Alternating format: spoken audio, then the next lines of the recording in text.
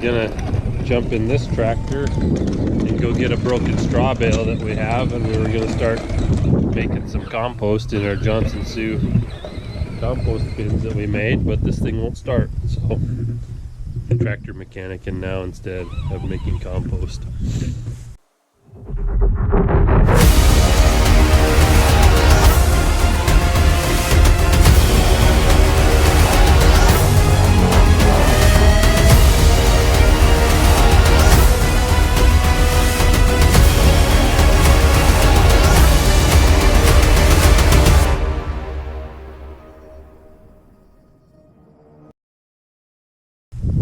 It's a fuel issue. I got fuel to the injection pump, but I can't get anything out the injectors when I crank the injectors over, so I tried flushing it out and everything from here. Wondering if this shut off valve is stuck or plugged with something. We're gonna take it off, see if we can figure it out. If not, I'll take it into a fuel shop and have them go through it, but that's what we're doing. Nothing ever goes the way you want it to.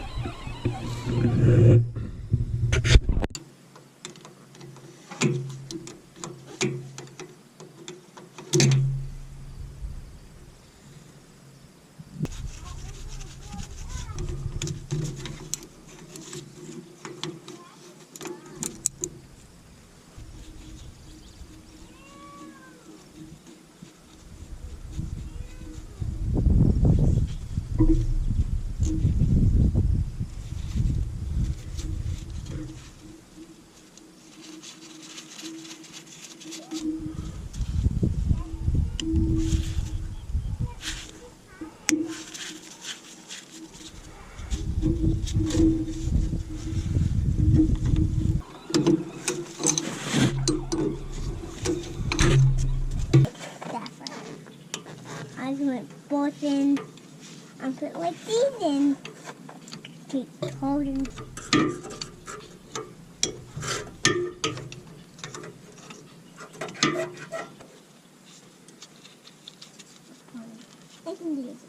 Clears all this stuff, otherwise I would have had to take this whole throttle linkage off, but this little wrench fits right in there.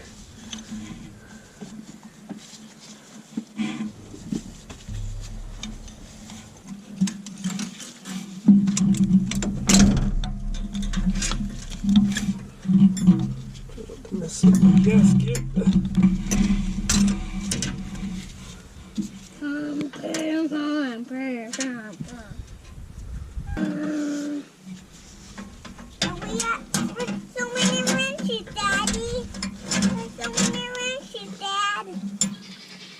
Got the injection pump back for the white 2105.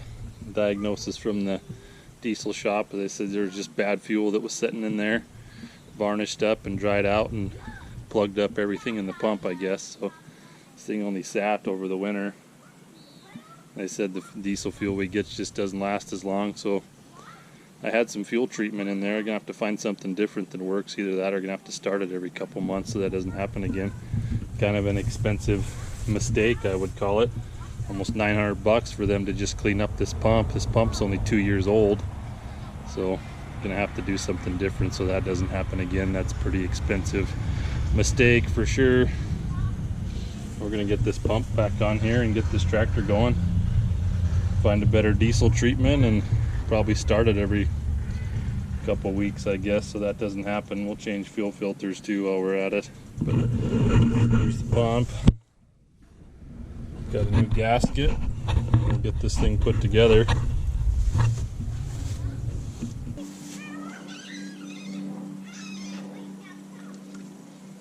Nice thing about the CAV pumps on this 354 Perkins is timing is super easy. You don't have to pay attention to timing marks or anything when you take them apart like a lot of the other Stanadyne Russamaster style pumps where you got to get it timed when you take it off. Make sure you put it back the right way. This one has the gear on the end with this one notch in it that's larger than all the other teeth, and it only lines up one spot in there. You can see that one larger tooth with the little notch in the top. That makes putting these back together pretty easy. You can't mess up the timing on them as long as everything else is timed right in the gear train in the front of the motor. When you take this injection pump off and put it back on, pretty simple.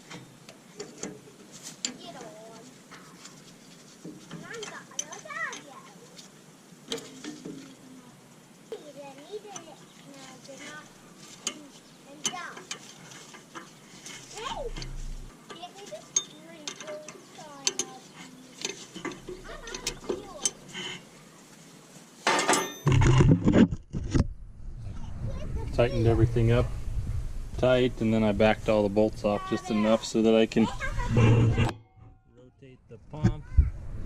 That'll make getting all the injector lines and the fuel lines in there lined up just right a little bit easier, and then we'll advance the pump a little bit as best we can with the lines on there.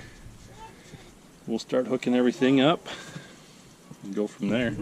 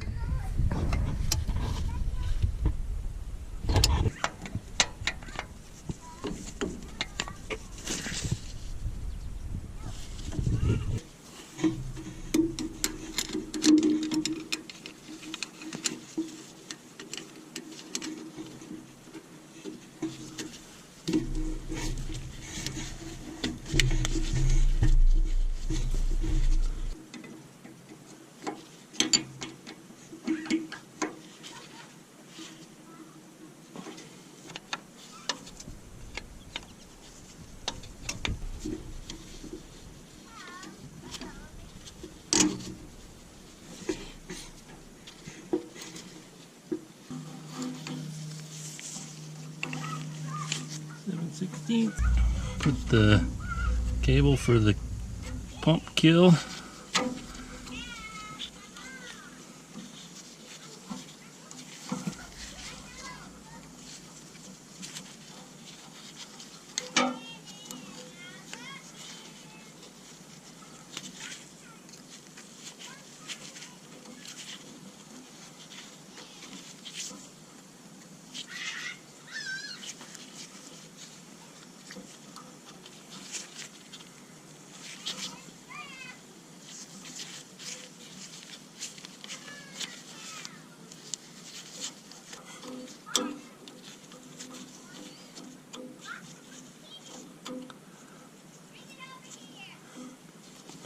We can start bleeding the system here.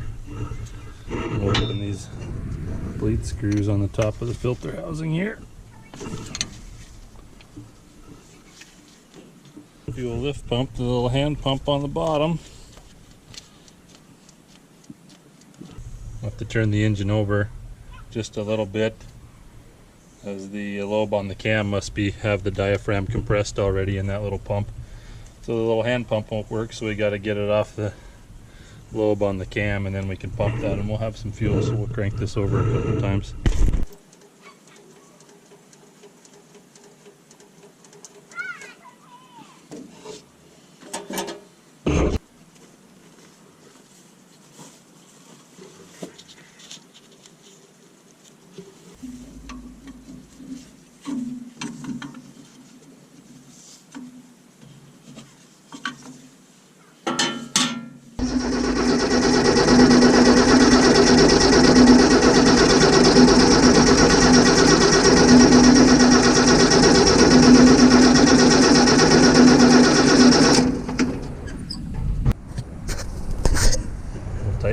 and we'll try and start it.